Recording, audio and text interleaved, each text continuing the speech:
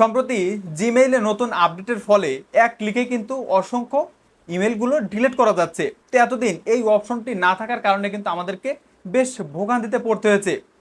যখন অপ্রয়োজনীয় কোনো ইমেইল আসে তখন কিন্তু দেখা যাচ্ছে জমে জমে সেগুলো অসংখ্য ইমেইলে পরিণত হচ্ছে।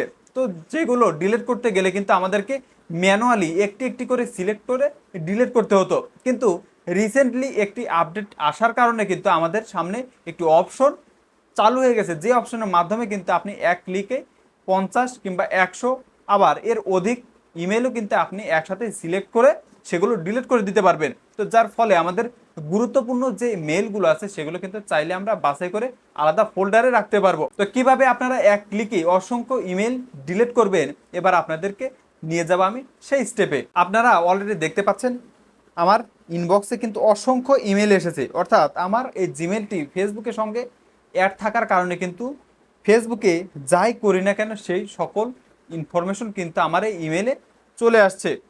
তো এগুলো আমি ডিলিট করতে চাই। শুরুর দিকে কিন্তু আমাদেরকে সিলেক্ট অল এই অপশনটি আসতো না, বেশ কয়েকদিন আগেও কিন্তু এই অপশনটি আসতো না, কিন্তু জিমেইল আপডেট হওয়ার পরে কিন্তু খুব সহজেই এই অপশনটি চলে এসেছে। তাই আমি সিলেক্ট অল এই অপশনটি প্রেস করে দিলাম।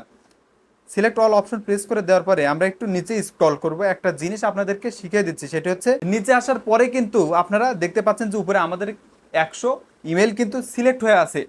তাই আমি চাইলে আবার সিলেক্ট অল এই অপশনটি প্রেস করে কিন্তু আরও 50টা ইমেল আমি কিন্তু সিলেক্ট করে নিলাম।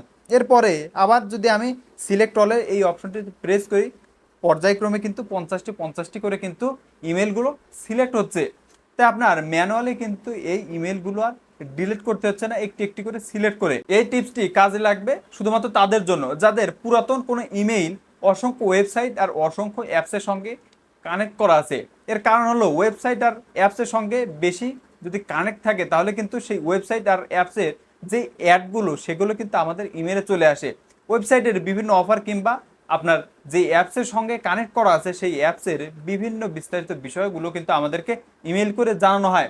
তো এত এত ওয়েবসাইট আর এত অ্যাপস থেকে যদি প্রতিনিয়ত এই সকল ইমেলগুলো আমাদের জমা হতে থাকে তাহলে কিন্তু দেখা যাচ্ছে আমাদের প্রয়োজনীয় যে ইমেলগুলো সেগুলো কিন্তু হারিয়ে যাচ্ছে। তাই চাইলে আপনি খুব সহজেই সেই অপ্রয়োজনীয় ওয়েবসাইটকে আনসাবস্ক্রাইব করেও কিন্তু আপনি এই ইমেলগুলো আসা বন্ধ করতে পারবেন। তো কেমন লাগলো আজকের ভিডিওটি অবশ্যই কমেন্টস করে জানাবেন, আর সম্পূর্ণ ভিডিওটি দেখার জন্য ধন্যবাদ সবাইকে।